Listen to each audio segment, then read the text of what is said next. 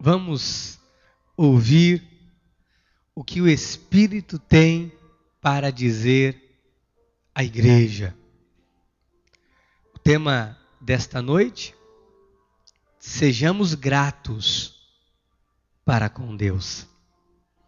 Esta é uma palavra que talvez dentro de uma igreja evangélica surja até aos seus ouvidos de forma meia absurda. Mas é importante nós estudarmos isto aqui, entendermos sobre esta gratidão que Deus requer de nós, seus filhos. Gratidão por tudo aquilo que Ele fez por nós.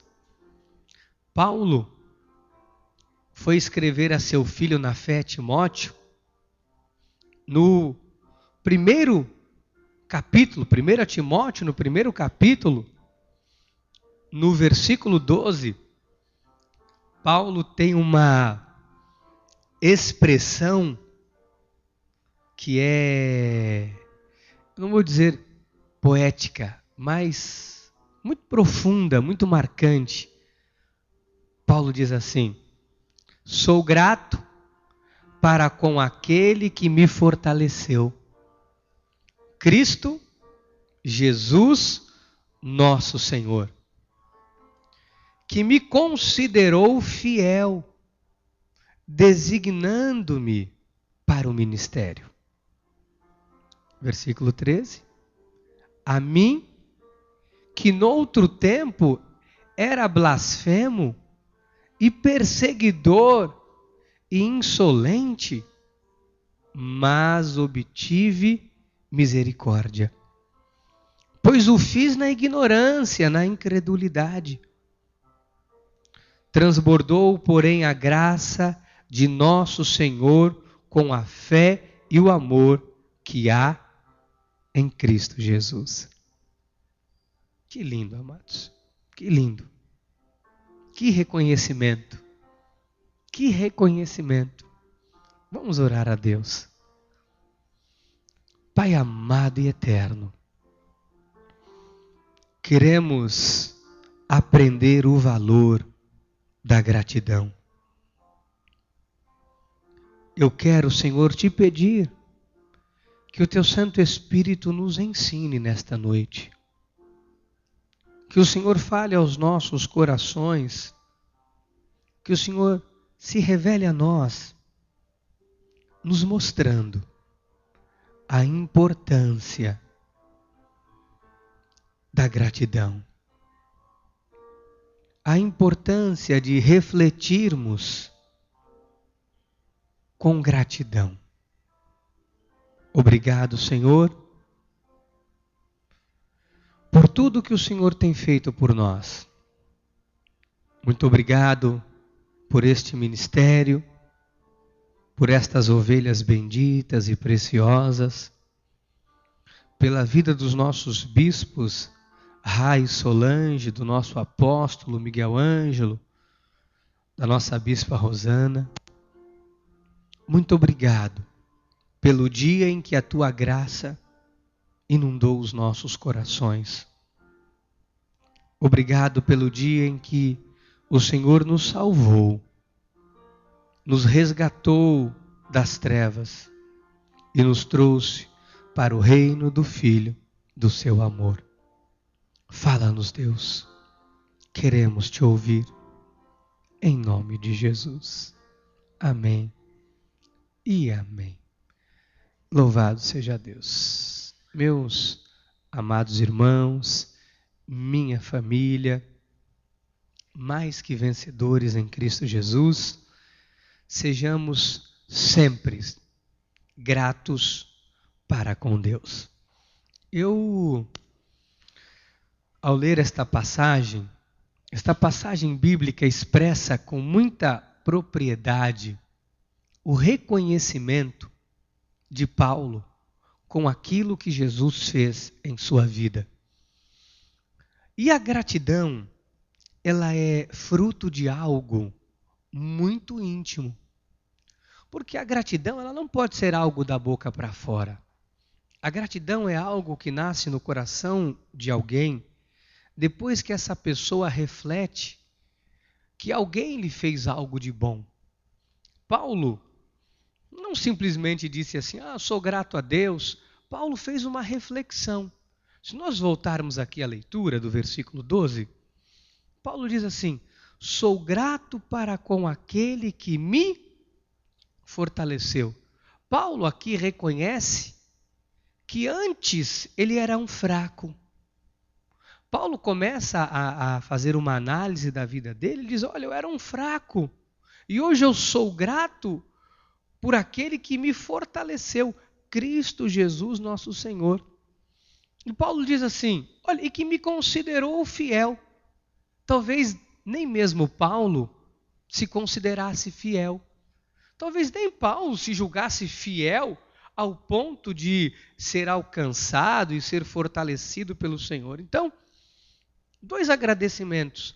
Por Deus ter fortalecido ele e por Deus ter considerado ele fiel.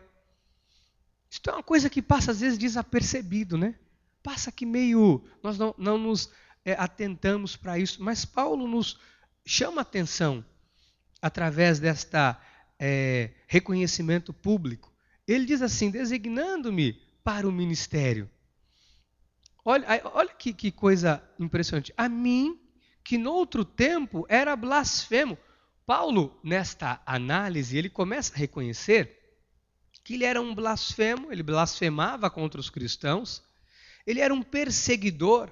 Paulo perseguia e Paulo dava ordens para que os cristãos fossem mortos. Olha, além de blasfemar, era um perseguidor. E ele dava ordens para que os cristãos fossem mortos. Ele estava ali testemunhando a morte de Estevão, a pedradas. Então, Paulo se diz, eu era insolente, eu era um homem insolente. Mas aqui tem um ponto, e a partir do ponto há algo tão maravilhoso. Ele diz assim, mas obtive misericórdia, pois o fiz na ignorância, na incredulidade. Então, tudo que nós éramos no tempo da ignorância, tudo que nós já fizemos, toda a ignorância, a insolência, as coisas, as blasfêmias que nós tivemos, olha, tantas coisas. Tudo isso que nós tivemos no tempo da ignorância, nos foi perdoado por Jesus. E nós temos que agradecer a Deus por isso. Eu não sei quantos já fizeram isso. Algumas vezes eu já fiz, eu confesso que eu já fiz isso. E eu acho que foi a mesma coisa que Paulo fez. Antes de escrever esta carta para Timóteo, Paulo deve ter feito o mesmo que eu já fiz, eu confesso para a igreja que eu já fiz algumas vezes. Eu já me peguei pensando como seria a minha vida se Jesus não tivesse entrado nela. Às vezes eu fico pensando, poxa vida, como que eu estaria hoje? Quem eu seria hoje? Será que eu estaria vivo? Será que eu estaria morto? Será que eu teria me metido em confusão? Será que eu estaria preso? Será que eu estaria solto? Será que eu estaria casado? Será que eu estaria descasado? Será que eu teria filho? Será que eu não teria? Eu já me peguei pensando nisso. Já me peguei pensando. E quando das vezes que eu pensei nisso, eu me volto e digo, Senhor, obrigado. Porque eu não preciso pensar nisso, eu não preciso pensar nesta possibilidade, porque eu estou aqui hoje, junto contigo, andando contigo, e a minha história de vida é essa. E eu agradeço a Deus. Eu sou uma pessoa que eu aprendi a agradecer a Deus e as pessoas que Deus colocou no meu caminho. É muito importante nós agradecermos a Deus e as pessoas que o Senhor colocou no nosso caminho. E eu me recordava hoje, é uma bobagem, mas eu queria repartir isso com a igreja. Eu lembrei disso, eu disse, Senhor, é tão insignificante, talvez aos olhos das pessoas, mas foi algo tão extraordinário na minha vida. Eu arrumei um emprego aos 16 anos, 15, 16 anos, eu era office boy de uma empresa. E foi o meu primeiro emprego com carteira assinada. E eu trabalhava na rua, indo em banco, voltando, e um dia me foi designada uma missão. E a empresa disse, olha, você tem que pagar isto aqui.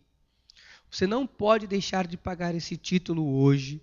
Você deixe de fazer tudo, mas pague isto aqui, porque senão vai dar um grande problema para a empresa, o valor é alto e etc. Eu peguei aquele cheque e peguei um ônibus e fui, que o banco naquela época era um banco que só tinha no centro da cidade de São Paulo. Não sei se era, não lembro de fato o nome, era um desses bancos de Minas, bancos do Rio de Janeiro, não tinha aqui na região onde eu estava. E eu peguei o ônibus, eu fui, e aconteceu problemas, transtornos, aquele trânsito todo de São Paulo, e estava quase dando o horário do banco fechar, eu fui ficando desesperado.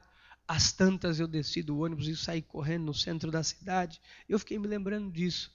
Eu cheguei na porta do banco, o banco tinha acabado de fechar. O banco havia acabado de fechar. Eu fiquei desesperado.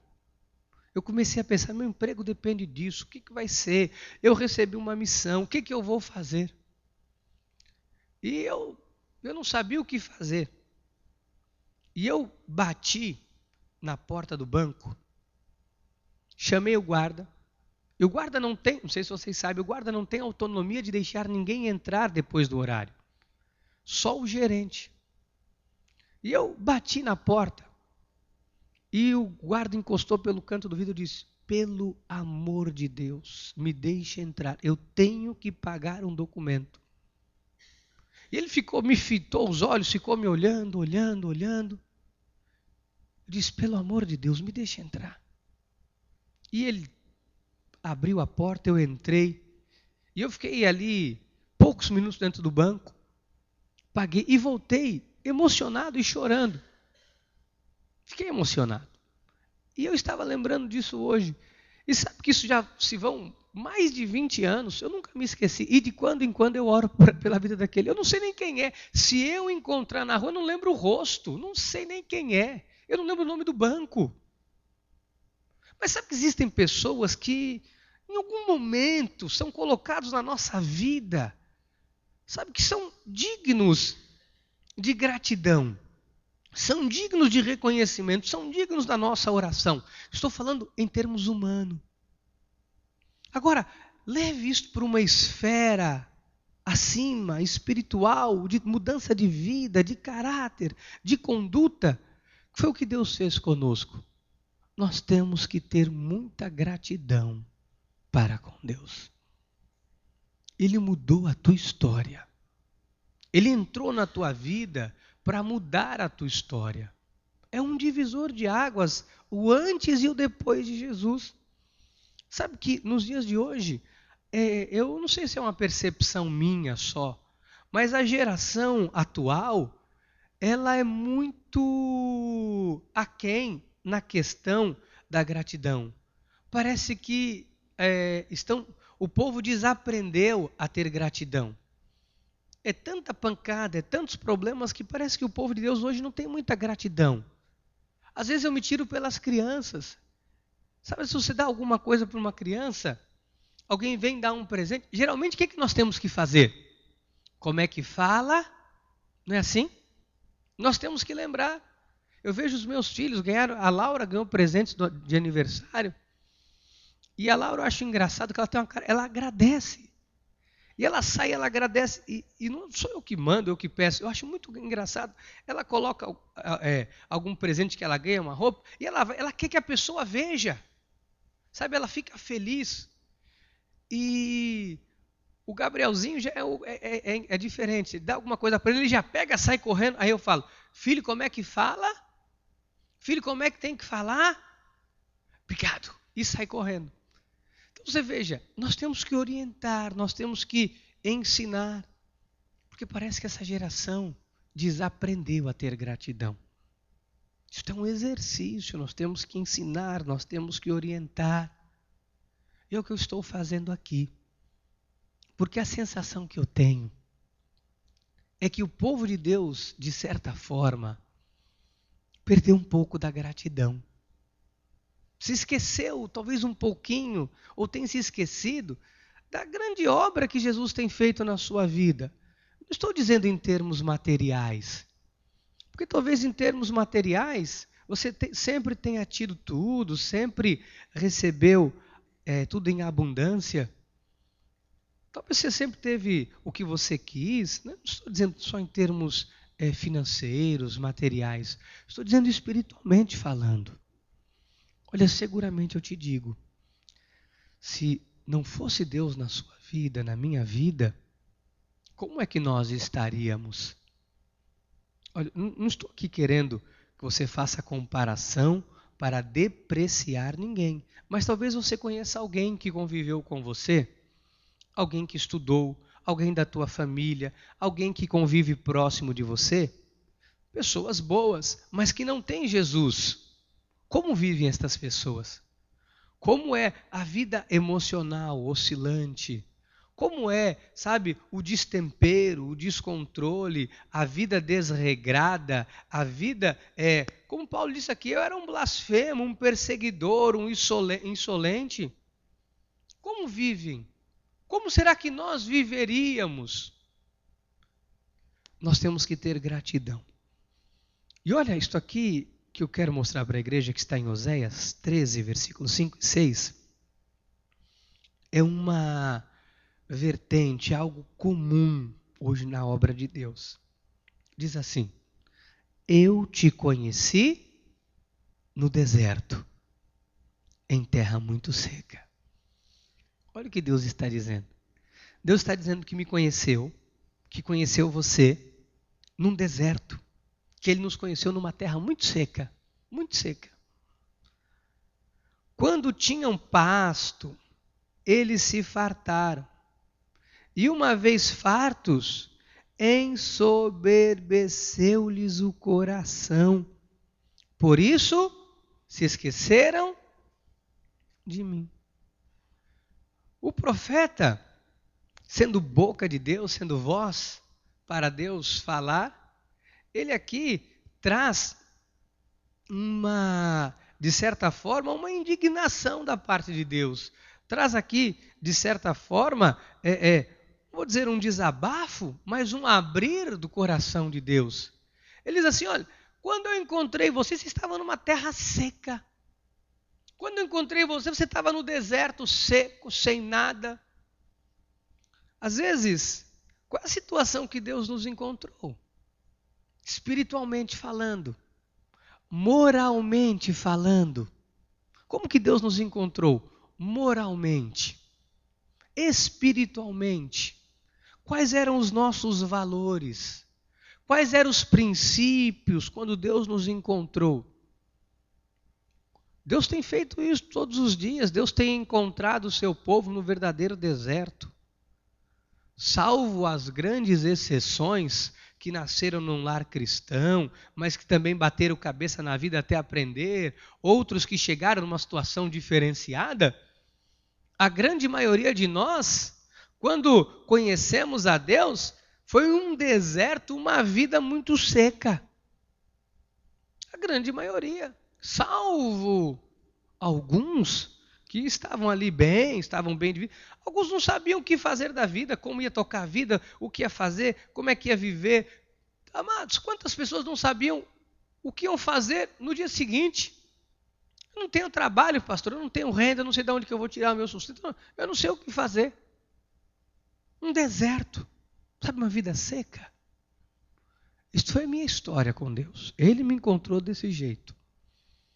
Agora, quando tinham pasto, Deus disse, agora quando eu dei pasto, quando eu dei o alimento, eles se fartaram. E uma vez fartos, a Bíblia diz que alguns ensoberbeceu-lhes o coração. Por isso se esqueceram de mim.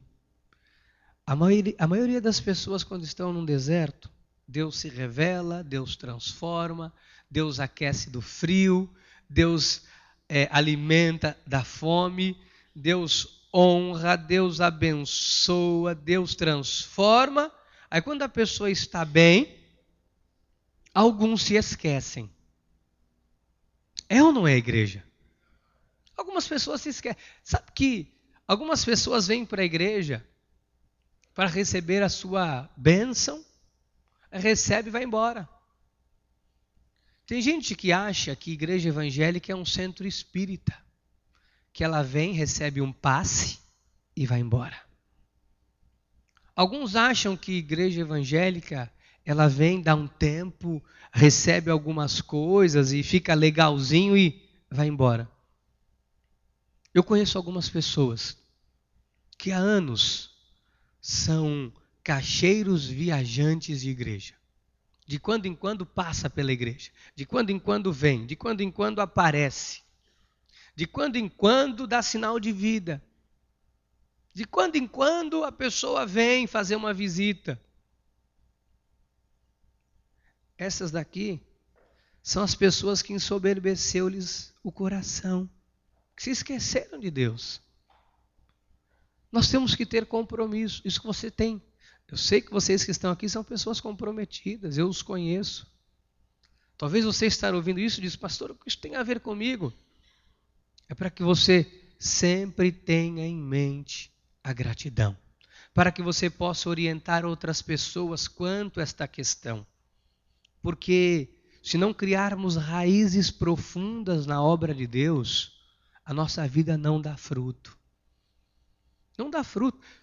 Olha, se você pega uma árvore, converse com quem planta, quem gosta de plantar. Você não pode pegar uma árvore, planta aqui, põe terra, depois você tira, não. Mesmo com raiz, você tira a raiz, vai, planta em outro lugar. Chega uma hora que a raiz vai ficar fraca de tanto, porque ela tem que estar na terra, recebendo o alimento daquela terra, sugando a energia daquela terra, sabe, se beneficiando daquela terra, para fortalecer a raiz e dar fruto. Se você tira... Que história é esta, pastor? Isso é a história de pessoas que não têm compromisso. Então, isso aqui de certa forma, mas é uma indignação, desculpe a expressão, mas é um desabafo de Deus, dizendo, quando peguei eles no deserto, na seca, agora, quando comeram, quando se fartaram, houve a soberba e se esqueceram de mim. Jamais se esqueça que quem tirou do deserto foi Deus. Você pode dizer isso para o teu irmão? Diga, jamais te esqueça que quem te tirou do deserto foi Deus.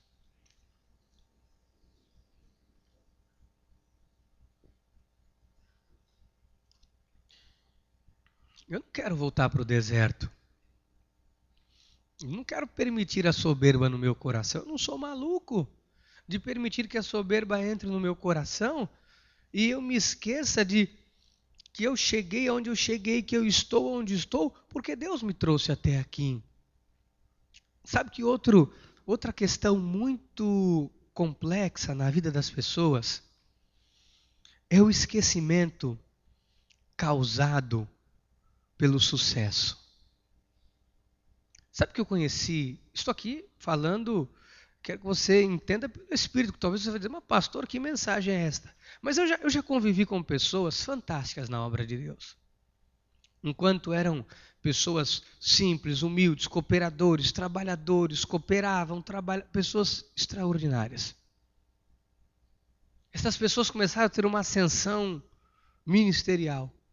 Amados, alguns ensoberbeceram, se esqueceram que estavam aonde estavam, porque Deus as colocou. Eu conheci pastores que abandonaram a igreja. Eu conheci pastores que abandonaram o rebanho. Largou tudo.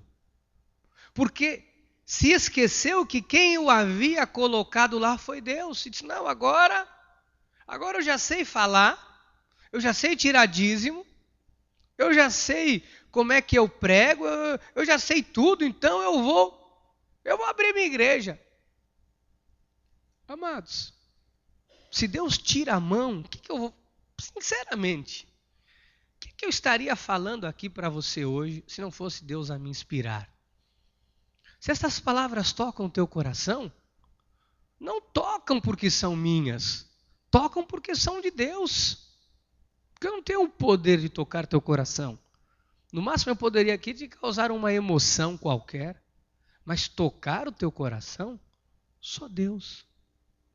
Então, eu conheci pessoas, talvez você também, que não eram nada, não eram ninguém, Deus cuidou, Deus transformou, Deus ergueu, e de repente um dia a pessoa diz, bom, agora que eu estou bem, eu estou legal, eu estou com sucesso, eu vou gozar a vida. Garoto, eu vou voltar para a Califórnia, viver a vida sobre as ondas, o meu destino é ser estrela.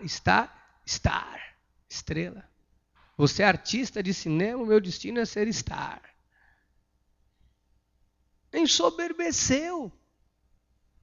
Soberba. Olha, deixa eu dizer uma coisa para você. Eu não sei onde você vai chegar na vida. Espero que você chegue muito mais alto do que você sonhou. Eu espero que você seja muito maior do que você imagina ser. Eu espero, sincero, de todo o meu coração. Eu espero que aqui tenhamos aqui, olha, pastores, grandes pastores, olha, talvez os melhores pastores que esse país já teve, que estejam aqui. Homens e mulheres de Deus, olha, tudo profissional, familiar, pai, mãe, tudo que há de bom, eu desejo para vocês. Agora, quando vocês chegarem lá em cima, não se esqueçam que foi Deus quem colocou vocês lá. Nunca se esqueçam disso. Então, você vai sentar numa cadeira. Quanto deve custar uma cadeira, pastora, daquela boa? Não esta minha que dá uma dor nas costas danada, que é uma boa, pastora.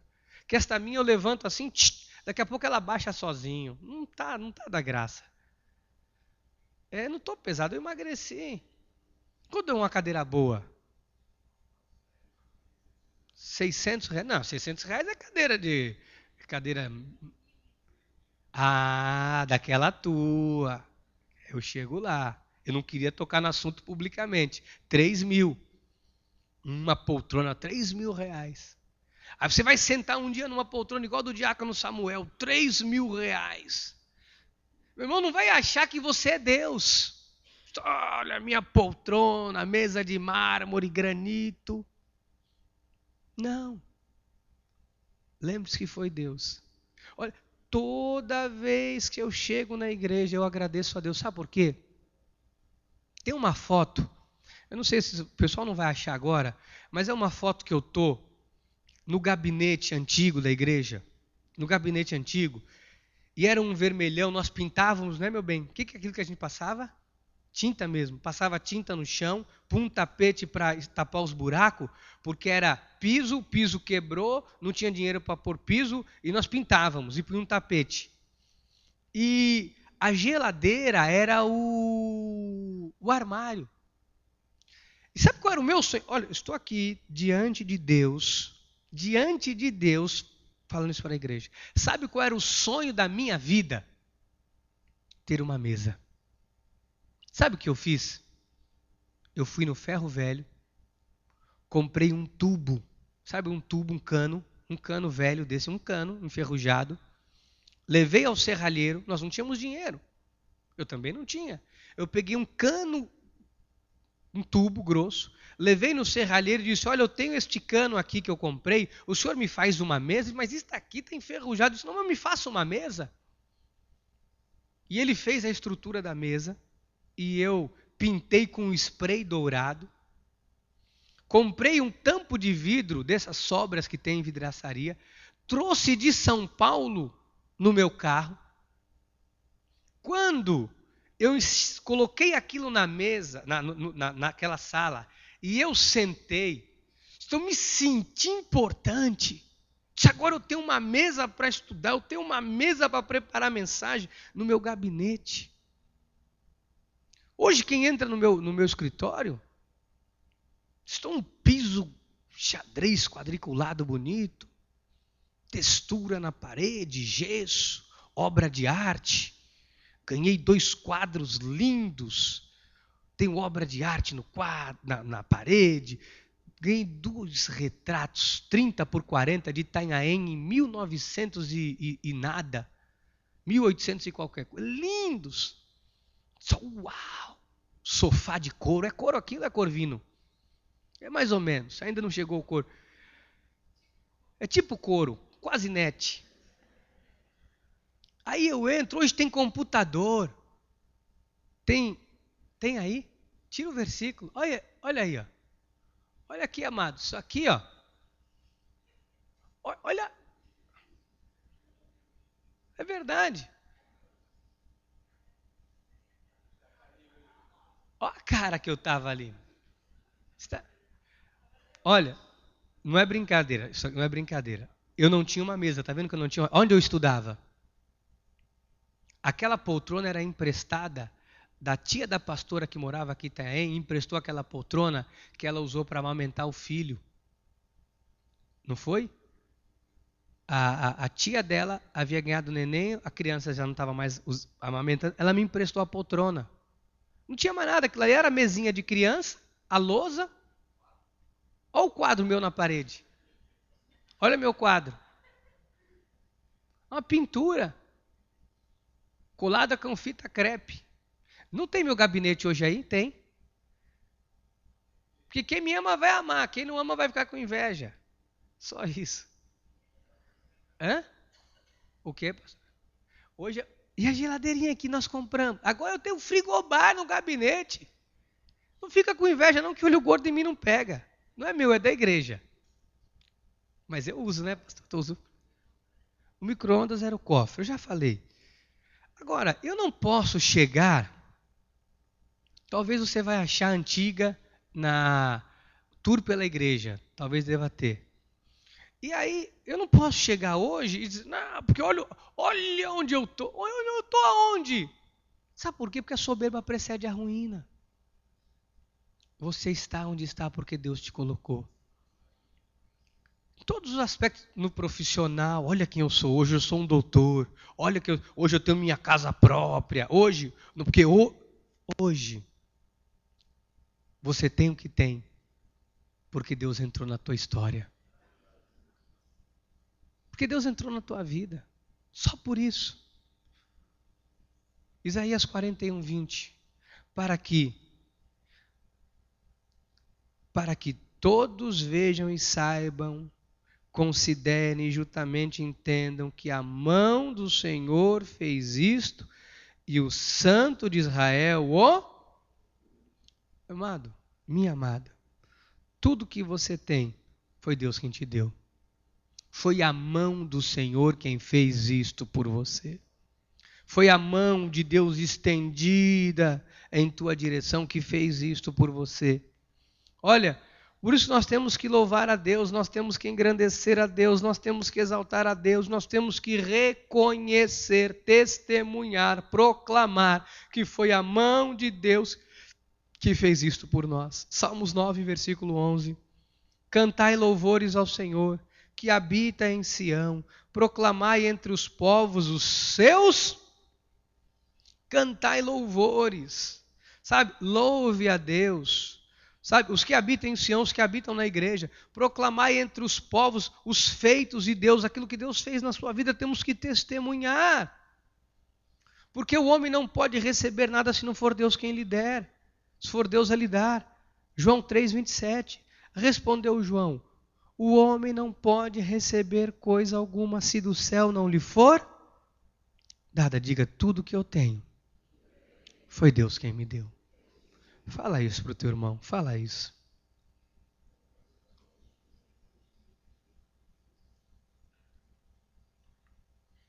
Foi Deus quem te deu.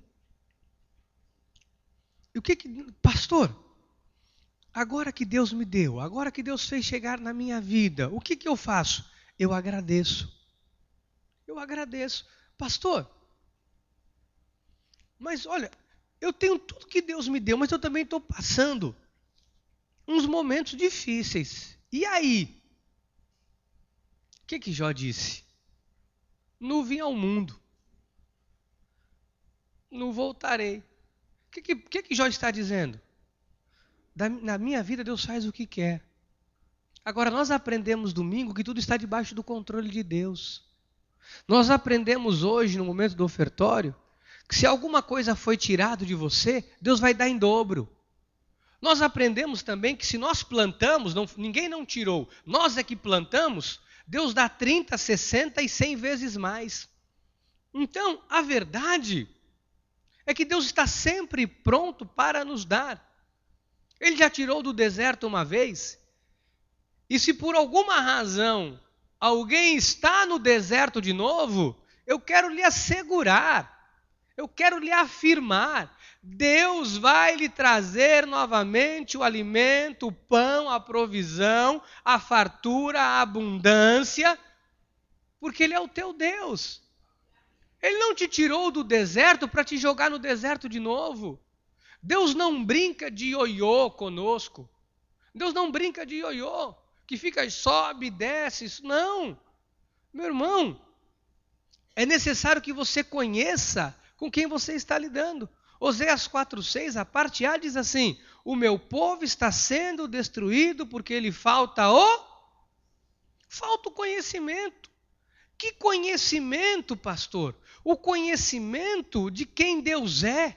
O conhecimento do que Deus já fez na sua vida. O reconhecimento da grandiosidade da mão de Deus estendida em nossas vidas, em nossa direção, que já nos tirou do deserto, já fez tantas coisas. Por que agora Deus haveria de falhar conosco? Por que agora Deus haveria de nos deixar à beira do caminho?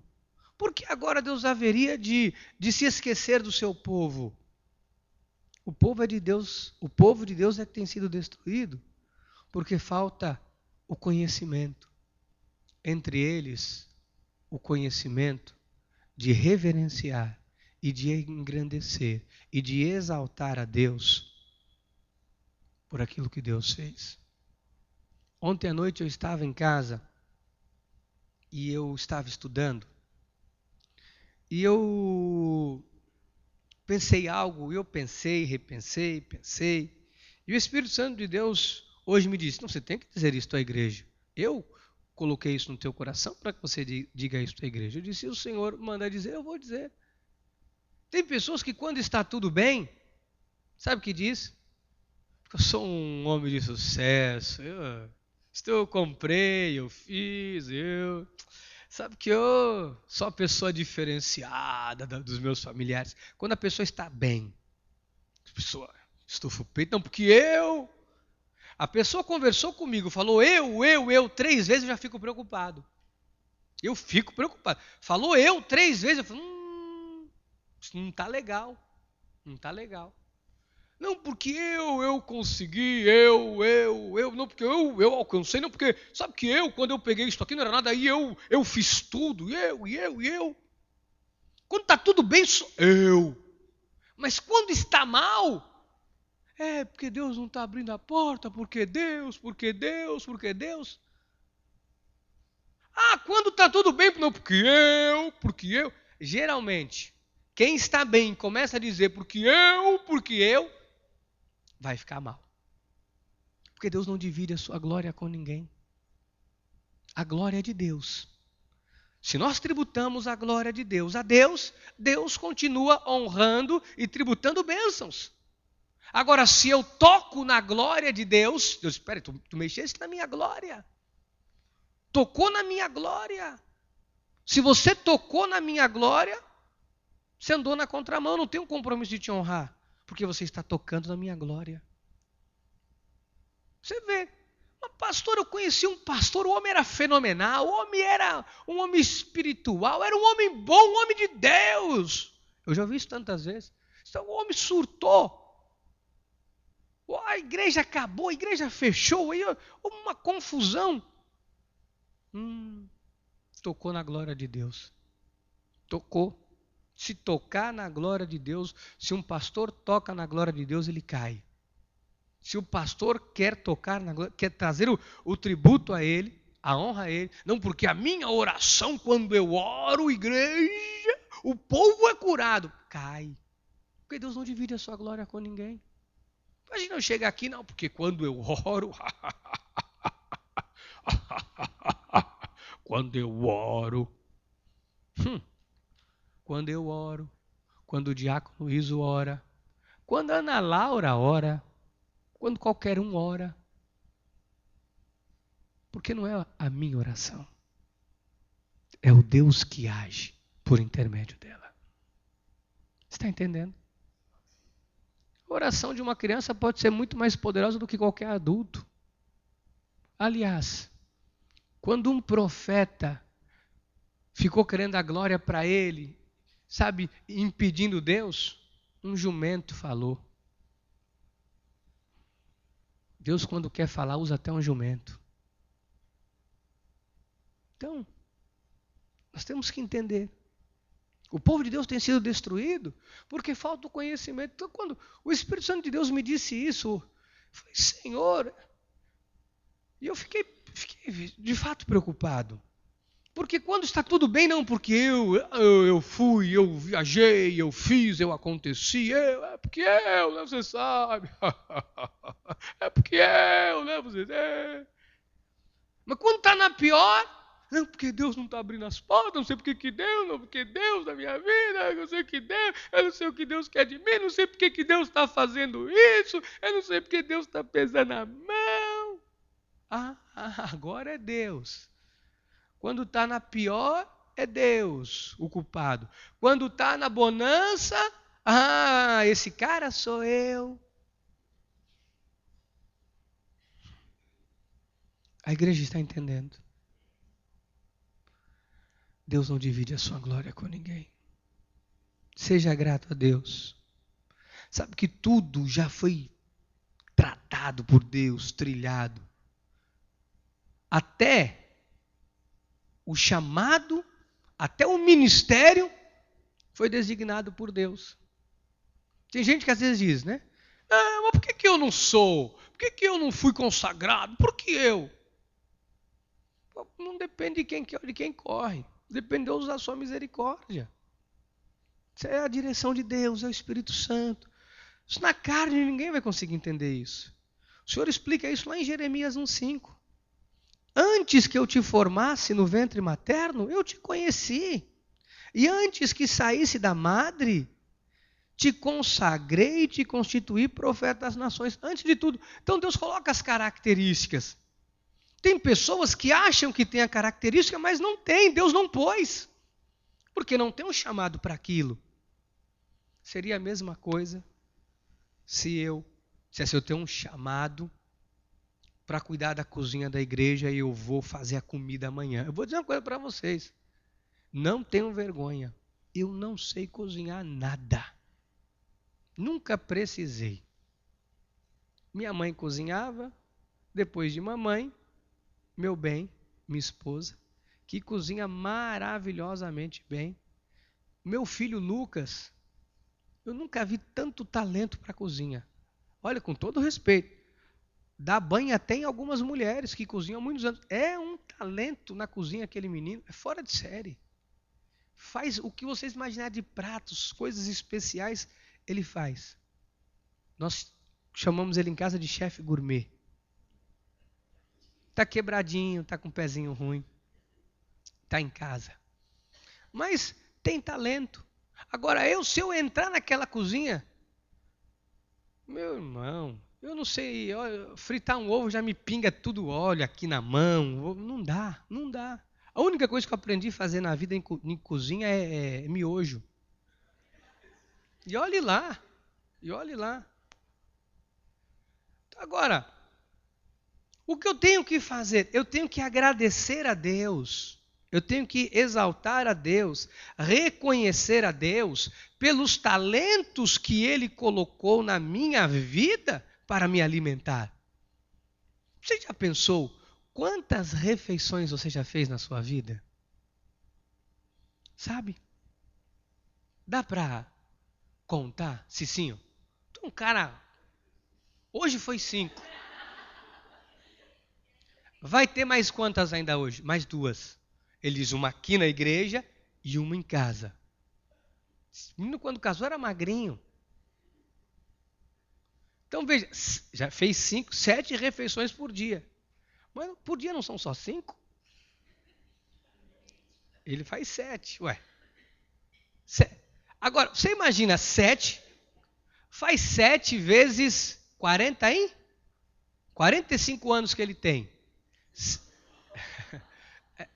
Desculpa, 49. Vezes 49 anos que ele tem. Vezes 30 dá quanto? Meu Deus, eu não sei nem fazer essa conta. Quantas refeições? Olha, tantas refeições que você fez, quantas você já agradeceu a Deus por ela? Quantas você disse, Senhor, se não fosse o Senhor... Agora eu sei que quando você está morrendo de fome, você lembra. Você fica... Aí você lembra. Fica com fome. Fica com fome que tu vai ver. Você fica nervoso, aí você lembra. Você lembra de todo mundo, ai meu Deus do céu, não vejo a hora de chegar em casa. Ai meu Deus, que fome, ai meu Deus. Põe um prato de comida, começa a comer, não lembra mais de Deus. Quantas vezes nós agradecemos a Deus que nos deu esta comida? Porque se a Bíblia diz que o homem não pode receber nada, coisa alguma, se do céu não lhe for dado. Quantas refeições você já fez na sua vida? De algum lugar saiu. Ou saiu da tua mãe, o leite, ou saiu de qualquer outro canto do planeta, mas chegou até você. Foi Deus. Diga, foi Deus. Você consegue enxergar o cuidado de Deus com a sua vida? Você consegue enxergar como que Deus cuida de você? Como Deus te ama? Como Deus está o tempo todo cuidando de você? Olha o que diz Romanos 8, 38, 39. Olha o cuidado de Deus, porque estou bem certo de que nem a morte, nem a vida, nem os anjos, nem os principados, nem as coisas do presente, nem do porvir, nem os poderes, nem a altura, nem a profundidade, nem qualquer outra criatura poderá separar-nos do amor de Deus que está em Cristo Jesus nosso. Olha o cuidado de Deus. Você já agradeceu a Deus pela tua salvação? Já agradeceu a Deus hoje pelo dia que Ele entrou na sua vida? Já agradeceu a Deus pela sua companheira? Pelo seu companheiro? Já agradeceu a Deus por ter te dado esta pessoa tão preciosa que você tem? Já? Tem que agradecer. Tem que agradecer. Eu vi a história de um rapaz que se casou e a mulher, uma bela noite, ele deitado, cheio de amor para dar, a mulher foi para a cama com uma faca. E ele, saiu correndo. Já agradeceu a Deus pela sua mulher hoje? É verdade. Uma pessoa, não vou falar aqui, deve estar correndo até hoje. Toda vez que ele lembra da faca, ele não quer casar. Meu irmão, às vezes parece brincadeira. Agora, leva isso, esfera humana, agora leva para a esfera espiritual. Olha, um Deus que diz, nem a morte, nem a vida, nem principado, nem potestade, altura, poder, nada, criatura, pode separar os amores de Deus que está em Cristo Jesus nosso. Olha que cuidado. Olha que cuidado. Agora, quem não entende isso, quem não entende, sabe que Deus livra. Olha, quantos livramentos Deus te deu a sua vida inteira? Livramentos de morte, de acidente. Livramentos, meu irmão, de coisas terríveis. Olha, eu contei aqui domingo o grande livramento que Deus deu à minha família. Quase perdemos nosso pequeno. Então, quantos livramentos Deus nos deu a nossa vida inteira? Coisas que nós nem sabemos, que nós nem imaginamos, e Deus deu livramento. Coisas que nós passamos no lugar e Deus já tinha tirado ali, posto a mão, cegado o inimigo contra as nossas vidas. Às vezes pessoas tramando contra você no trabalho, tramando na sua vida, e Deus deu livramento. Antes do inimigo te dar a flechada, Deus arrancou ele de lá. Então, quantas vezes Deus fez coisas extraordinárias por nós, colocando pessoas corretas ao nosso lado, pessoas para nos orientar, vitórias, conquistas, nossa salvação. Temos que agradecer. Agora, o soberbo ele se esquece e vai embora. Olha João 8,35. O escravo não fica sempre na casa. O filho sim, para sempre. Quem é o escravo? O escravo é aquele que vai na igreja 1, 2 vezes no mês, que um dia vai, fica 3, 4 semanas sem ir, não quer saber de nada. Não tem gratidão. Quem tem gratidão a Deus, amado, eu tenho gratidão a Deus. Eu estou aqui porque eu sou grato a Deus. O filho tem que ser grato. Sabe que, humanamente falando, o filho tem que ser grato pelo pai? O nosso obstetra, quando o pastor estava grávido da Ana Laura, ele bateu nas minhas costas e disse assim: parabéns, mais 1 milhão. Eu disse, mais 1 milhão? O que é isso, doutor? Ele disse, um pai gasta 1 milhão para criar um filho. Isso, 1 milhão? Eu vou gastar 3 milhões. Não vai me agradecer? Aí depois chega um bonitão. Pai, eu gosto dele, eu quero casar.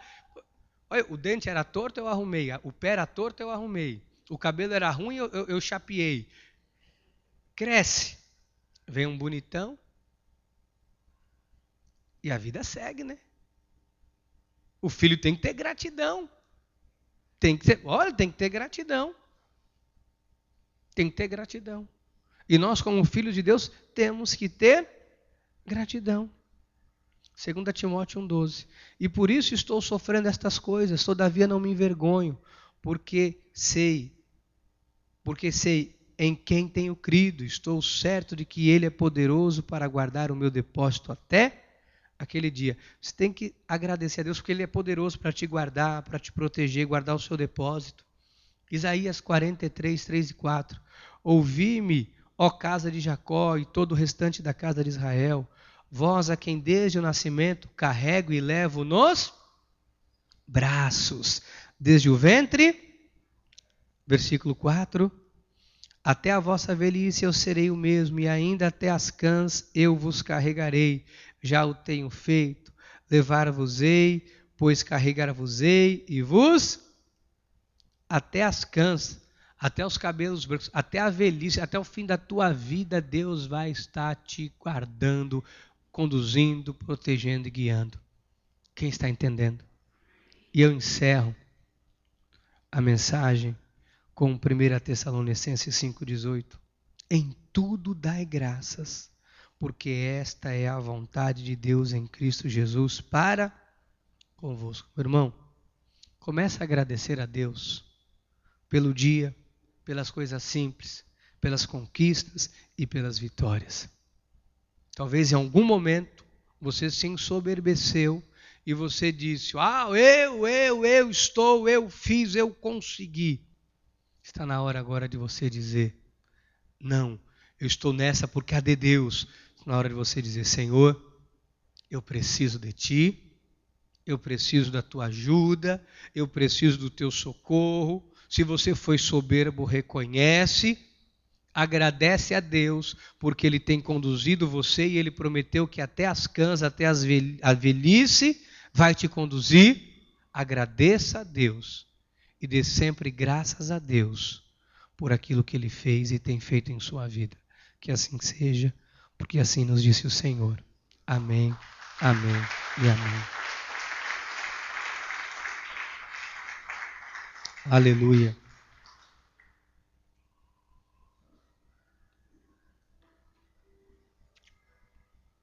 Diga obrigado, Jesus. Vamos ficar de pé. Vamos falar com Deus. Pai amado e eterno, Deus maravilhoso. Somos o que somos por Tua graça. Não depende de quem quer ou de quem corre. Eu sei que muitas pessoas correm, muitas pessoas lutam, muitas pessoas tentam e não alcançam. Muitas pessoas trabalham sol a sol, muitas pessoas se esforçam, mas não chegam a lugar algum. pois não depende de quem quer ou de quem corre, mas do Senhor usar a sua misericórdia. Portanto, se já avançamos na vida, isto é resultado da tua misericórdia, é resultado da tua bondade, é resultado do teu amor incondicional para com as nossas vidas. Eu quero te agradecer por esta noite bendita, por este alimento bendito. E peço, Deus, não permita jamais que a soberba penetre os nossos corações. Que sempre nesta igreja possamos te reconhecer como o autor de toda boa dádiva e todo dom perfeito. Que possamos sempre reconhecer que foi o Senhor que nos abençoou, que foi o Senhor quem nos abriu as portas, foi o Senhor quem nos honrou, foi o Senhor que colocou as pessoas no nosso caminho. Cada pessoa que passou por esta igreja, que abençoou esta casa, que tem abençoado, que tem, Senhor Jesus, feito esta obra crescer, pessoas que trouxeram pessoas, o tributo, a honra não é nossa, é tua. Senhor, que continuemos nesta caminhada, reconhecendo que a tua mão é quem nos conduz e que nos sustenta. E é sobre esta mão que eu peço pela vida da Gisele, que está aguardando a resposta de um emprego. É sobre esta mão que eu peço sobre a vida da irmã Célia. É debaixo desta mão que eu peço que aqueles que aqui se encontram nesta noite, que precisam de um milagre esta semana, na vida profissional, na vida financeira, na vida familiar, na vida ministerial, espiritual, que eles vejam, que alcancemos por tuas mãos a vitória. A minha mão não alcança além de 1 metro adiante de mim. A minha mão, quizás, alcança, Senhor Jesus, 1,5 metros adiante de mim. Mas a tua mão não. A tua mão alcança, a tua mão vai, a tua mão pode. A minha mão não pode, mas a tua mão pode. Então, é com as tuas mãos que eu quero contar, Jesus. É com as tuas mãos que nós contamos para que as bênçãos, os milagres venham no mês de junho na vida do teu povo. Contamos com as tuas mãos para a restituição. Contamos com a tua mão, Senhor Jesus, para a multiplicação de 30, 60 e 100 vezes mais.